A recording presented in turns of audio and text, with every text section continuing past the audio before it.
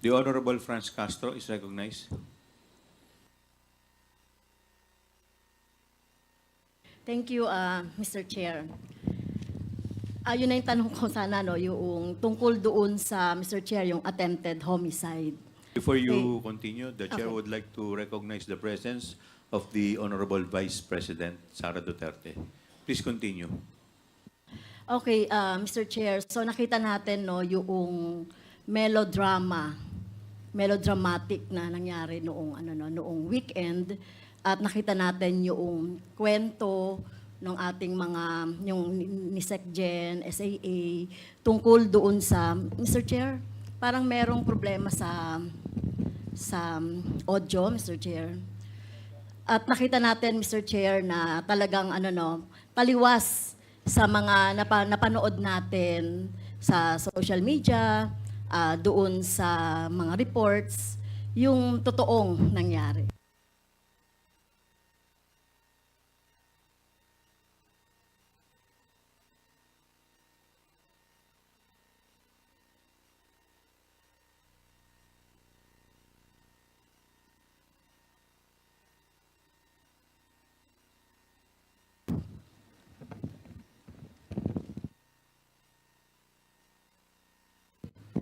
Hello?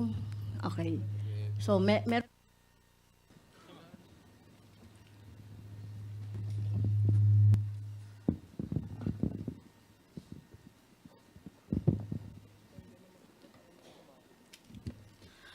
Okay, thank you, Mr. Chair. As I've said, no, doon sa mga kwento na napanood natin, sa statement ni BP Sara, at saka sa statement ng COS, ng OVP, so na-realize natin dito, taliwas doon sa kwento nila, yung tunay na pangyayari.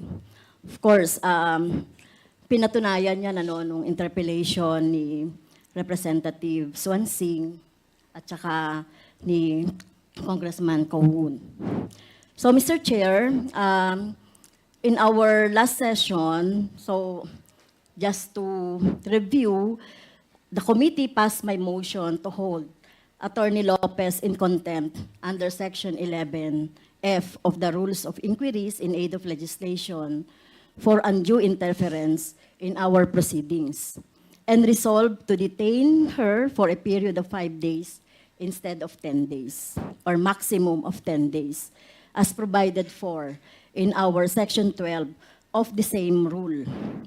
I must stress also, Mr. Chair, that the totality, just you have said a while ago, the totality of Attorney Lopez's acts and conduct warranted a detention of more than 5 days.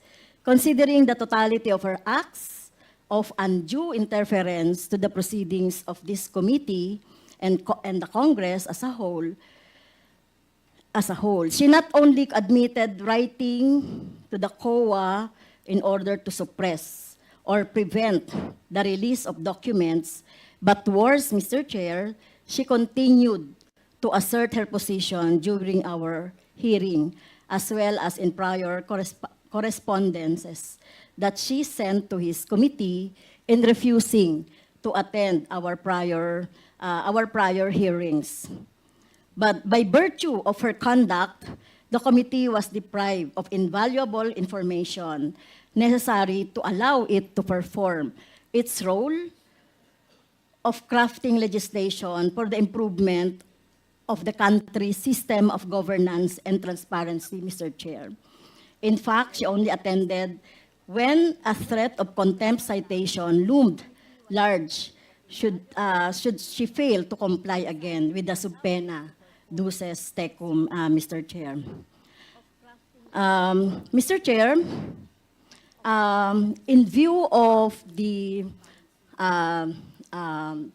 what happened during the last 2 days or so, I would like to consider to move for a reconsideration of our resolution, insofar as it's limited the period of detention for only 5 days.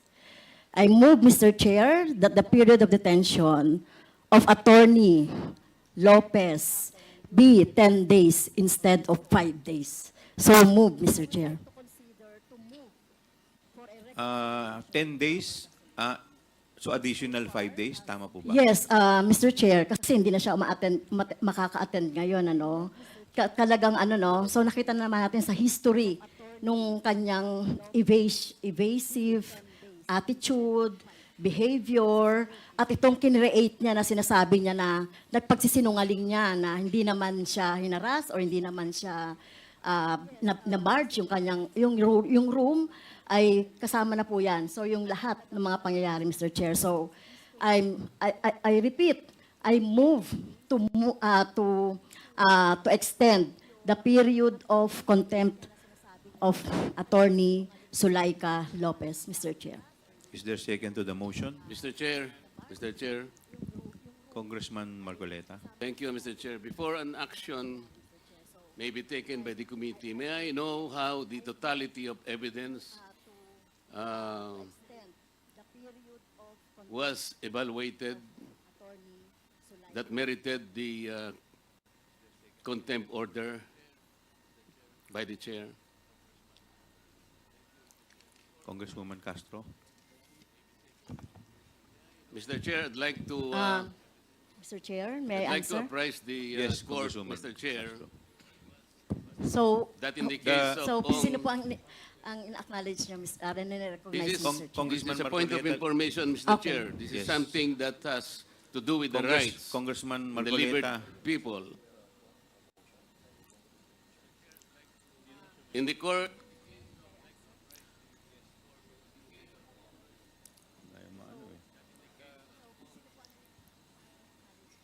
Congressman Marcoleta, let us, the chair recognizes So, Congresswoman may I Castro. ask, Mr. Please Chair, proceed, Congresswoman Castro. Mr. Chair, may I ask the action of the committee first on my motion, Mr. Chair, before we entertain? We will rule on the Okay, motion first. okay. Is there any second to the motion? Mr. Chair, may I be recognized, please? Duly seconded.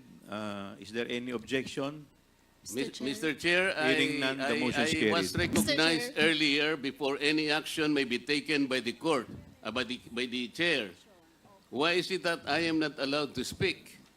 Congressman Marcoleta, there is a pending motion. We just acted Yes, on the but pending before motion that first. motion can be taken up, because this is about the liberty of an individual.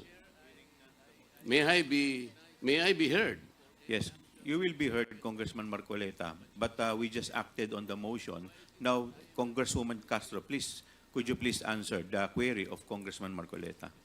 I have not yet asked the question, Mr. Chair. Okay, I am please trying to continue. explain my point. Please continue, Congressman Marcoleta. Because in the totality of evidence, as stated by Honorable Castro, there is an existing case, Mr. Chair.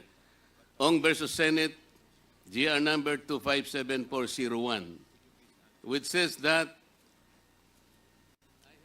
the court ruled that the determination of whether a testimony was false or evasive requires an assessment of the totality of evidence presented to determine whether a witness speaks truthfully or merely trying to evade answering the question directly.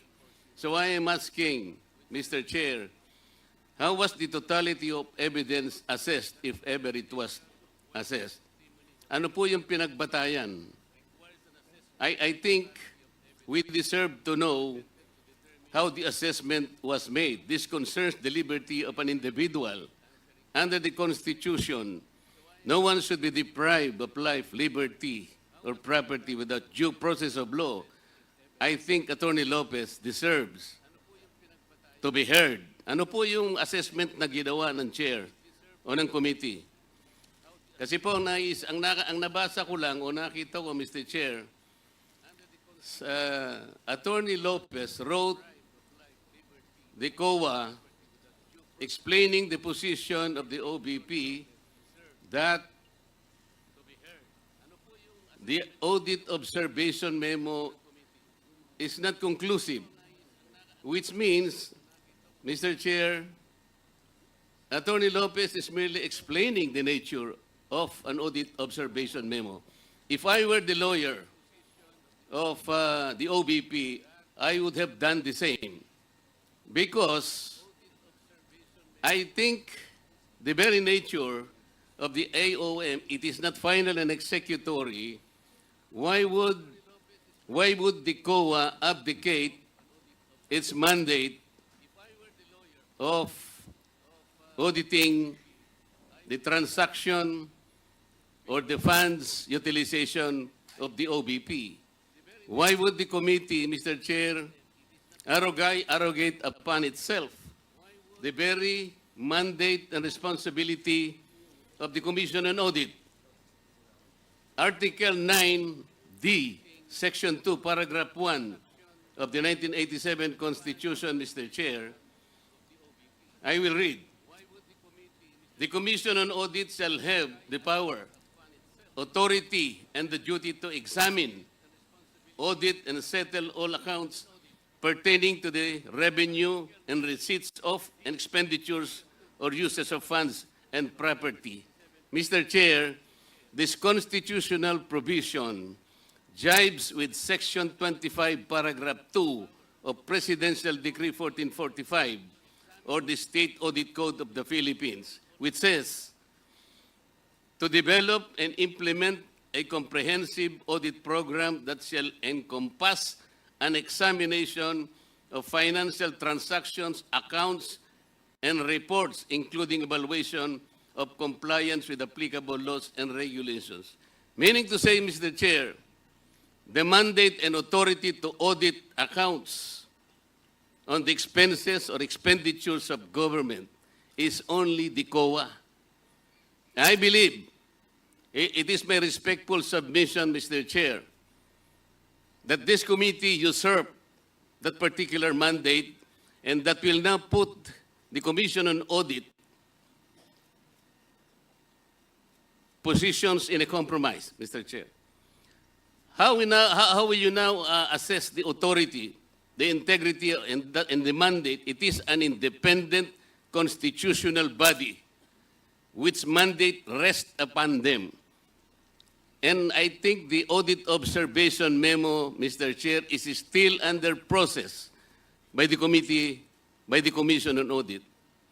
Why would we take that responsibility from the Commission on Audit? Why don't we allow the process to proceed and complete that investigation? I am raising a constitutional issue before this committee, Mr. Chair. We cannot arrogate upon ourselves the principal mandate reposed to the COA. It is the Constitution itself which gave them that responsibility, that authority and mandate. Where in Article 7 of the Philippine Constitution, which is the grant of legislative power, can this committee arrogate upon itself that particular mandate? I would like that question to be answered, Mr. Chair. Thank you, Congressman Marcoleta. The Chair would like to recognize the Honorable Congressman Paduano. Thank you, Mr. Chairman. Mr. Chairman, just to clear it out with regards to the jurisprudence that's cited by the Honorable Marcoleta with regards to Ong versus Senate, that is true. No, that the resolution of the Supreme Court favors Lincoln Ong, but that is a question of due process because Lincoln Ong was cited in contempt. Now, question the case of Mr. Chair, I directed Andale the po, question to you. I am not yet finished my manifestation or answer to the query of the Honorable Marcoleta. Mr. Chairman. Mr. Please Chair, wait was to be the recognized. Honorable... Congressman Marcoleta, Mr. wait to Chairman. be recognized. Mr. Chairman, I have all Mr. the right. Chair, Paduano, you the have the- question was addressed to...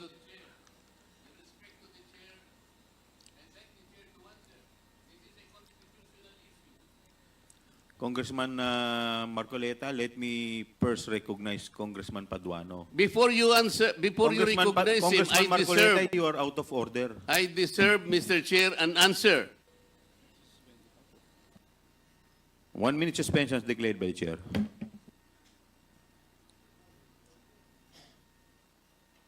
Bakit sa'yo?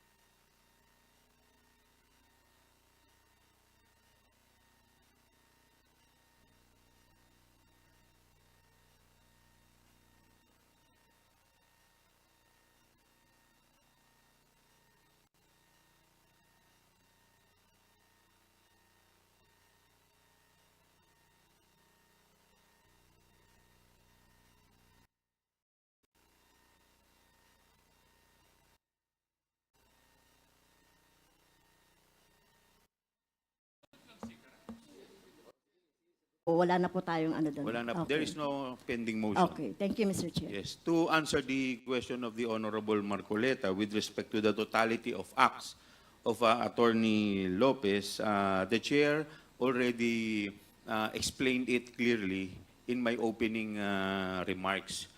And I will repeat, Congressman Marcoleta. While Attorney Lopez presented herself as respectful or courteous, nakita po ng committee na ang kanyang mga sagot at mga pagkilos mula sa mag-umpisa ng inquiry nito ay evasive, uncooperative, and untruthful. Ang suma total at kabuuan ng kanyang mga acts and responses ultimately convinced the committee that Attorney Lopez was guilty of interfering in and frustrating Congress' exercise of its power of legislative inquiry. Halimbawa, isolated incident lang daw ang kanyang pagtanggal kay Yusek Gloria Mercado sa DEPED, subalit napaamin rin siya kalaunan na may mga iba pa siyang mga tinatanggal na opisyal sa DEPED kahit na hindi siya opisyal nito. Paulit-ulit din pong sinabi ni Atty. Lopez na wala siyang alam sa utilization ng Confi Fund ng OBP. Paulit-ulit ito na sagot, subalit may mga dokumento at ebidensya kagaya na lamang ng mga sulat sa COA at testimonya mismo ng iba pa nitong resource persons na nagtuturo kay Atty. Lopez bilang involved hindi lang sa pag-request ng Confi Fund kundi pati na rin sa utilization at liquidation nito.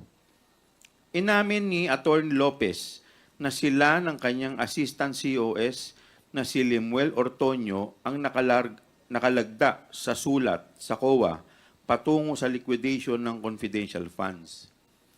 Inamin niya rin na nag-issue siya ng isa pang sulat na tinatangkang pigilan ng ang COA sa pag-comply sa isang subpoena mula sa kongresong ito. Ilang beses rin po nakatanggap ang komite ng mga iba pang sulat mula kay Atty. Lopez na tumatangging humarap sa komite on the basis of the same grounds na kanyang inilahad sa sulat ng COA.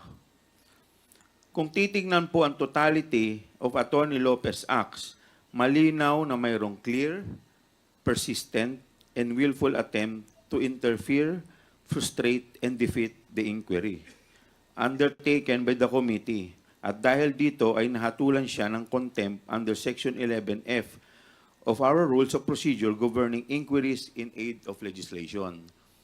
During the course of the hearing, Atty. Lopez was asked, tinanong po siya, kung sila po ay nagsampa ng kaso dito po sa Supreme Court, dito po sa request ng Kamara para humingi po ng mga dokumento at sinabi po niya ay hindi. Ang act po ng Congress, ito po ay nadesisyonan na noong nakaraang committee hearing at kung meron man pong question sa constitutionality na ginagawa po ng Kamara at any time po pwede po tayong mag-question sa Supreme Court via petition for certiorari. Maraming salamat po, Congressman Marcoleta. Mr. Chair, yun nga po yung tinatanong ko sa inyo kanina kung paano ginanap yung assessment ng totality of evidence. Sapagkat kung napansin po ninyo, isinama po yung di umano ay pagtatanggal ng ibang kawani ng DepEd na wala yatang ang pagkakatingin ko po sa mga minutes ay wala pong due process na pinagtatanggal po sila. Isa po yun yata sa ebidensya na ipinasok ninyo sa totality. Tama po ba?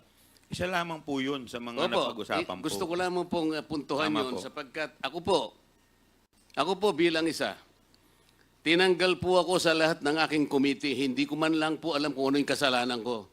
I was not even informed. The first element of due process is notice. I was not notified. What did I do wrong? Wala po.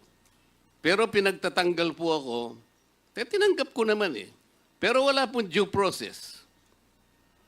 Yung po ang gusto kong ipaintindi rin.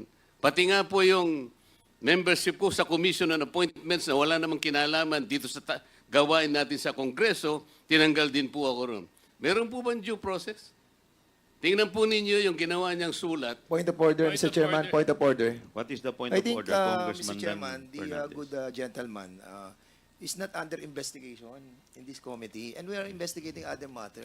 If you wanted to be investigating Mr. that Chair, matter, I think, I Mr. Chairman, still this is not have right the point floor, of order Mr. is Chair. proper. I still have the What is- floor, Mr. what is Marcoleta. the point of I'm still- order? the point Congressman of Marcoleta, order. please wait to be suspend, Mr. recognized. Chair. 1 minute Pwede suspension po is bang declared by the pigilan chair. ng isang nagsasalita?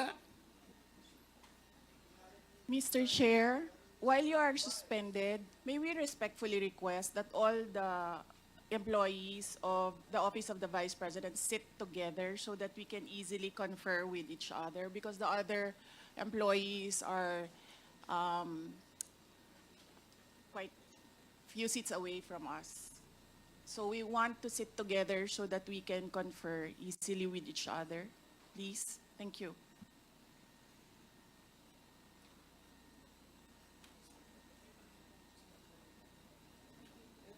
Point of order, that's the second highest motion. So he has to respect it, the point of order of, no. You don't know. May I proceed, Mr. Chair? The point of order is the second highest motion in the House.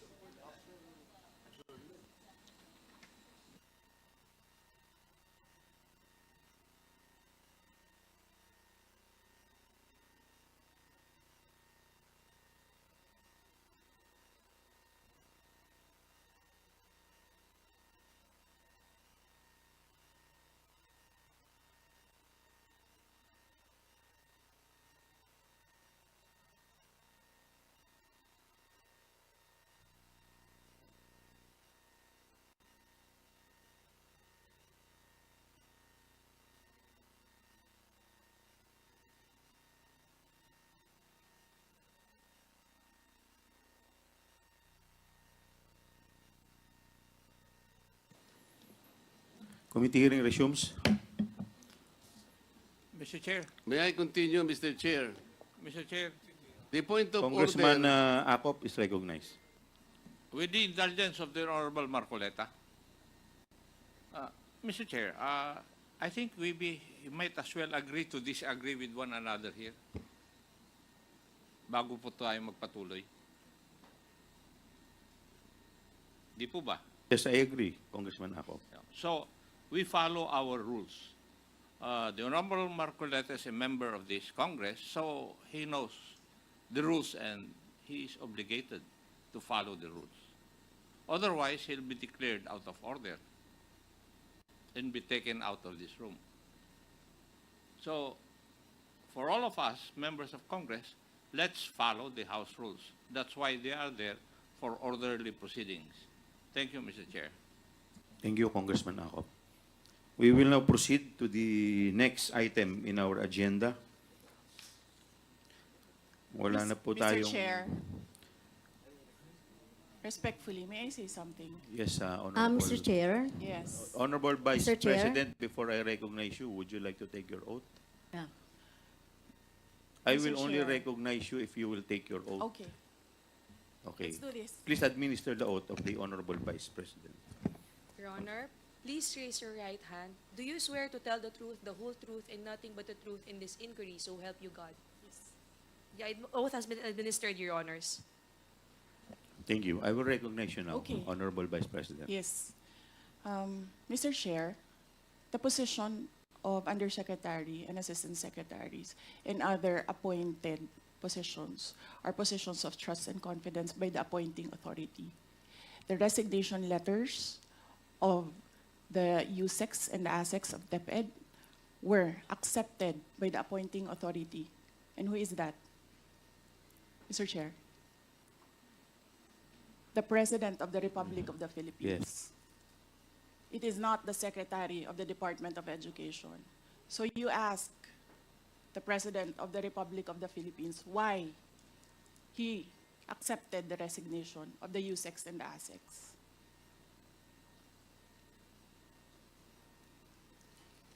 What is the point, Honorable Vice President? Ang sinasabi ko sa inyo, bakit nyo kine-question ang due process? Tanungin nyo ang appointing authority, bakit niya tinanggap ang resignation letter?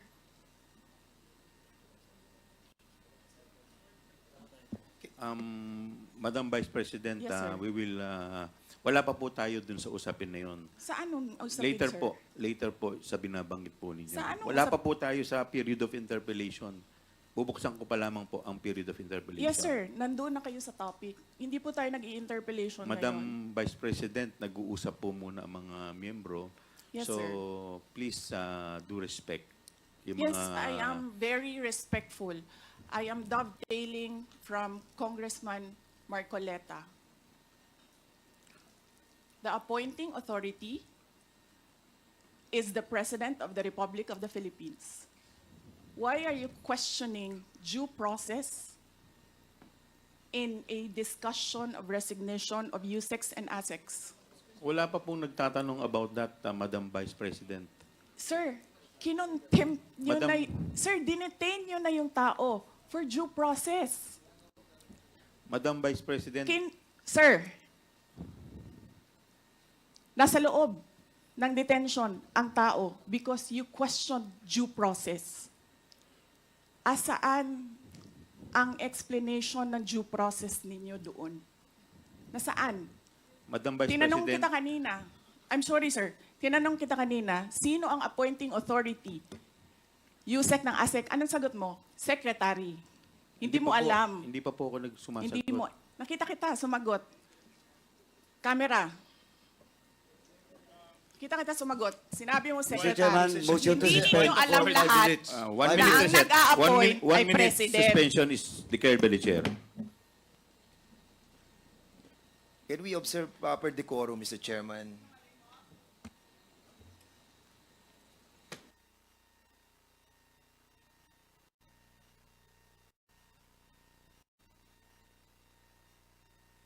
Congressman Nakop.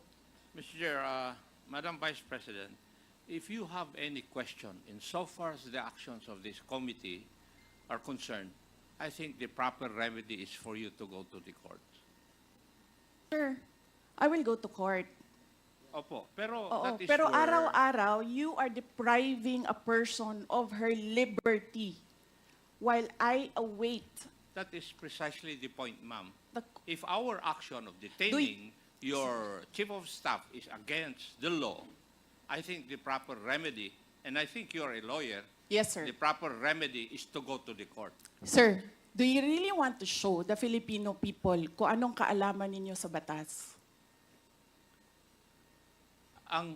Ang sinasabi ko lang po ay sundin po natin yung batas Kaya dito nga, sa sir, House. sundin natin yung Kasi batas. nandito po kayo dito sa bahay ng Kongreso. Yes, sir. Sundin natin yung batas. Why will you penalize, punish Yusek Lopez for an act of the President? Madam Vice President, that is the decision of the committee as a whole. Sana po respetuhin po ninyo. Yes, sir. Kung meron pong Okay. remedy, alam naman po ninyo bilang abogado na tama po yung sinasabi ni Congressman Akop, pwede po tayong mag-file ng relief sa Okay, court. sige, sir. Tinutulungan ko lang kayo, sir, kasi napapahiya ang Pilipinas. Ganito ba ang House of Representatives? Tinutulungan ko lang kayo. Maraming salamat po, Madam Vice President. With all due respect, Yes, Mr. Chair, Congressman Mr. Chair, I move that we Deputy strike Speaker out. I move that we Suarez. strike out that last comment said about the House of Representatives. I don't think that is warranted. Neither is it fair to make statements such as that. So move, Mr. Chair. Second. Is there any objection? Hearing none, the motion is carried. And Mr. Chairman, Yes, may Congressman we Dan remind all the Fernandez. resource persons to address the chairman kasi nakakawala po ng respeto sa committee na to kung hindi po natin i-address ang chairman. Maraming salamat po, Mr. Chair.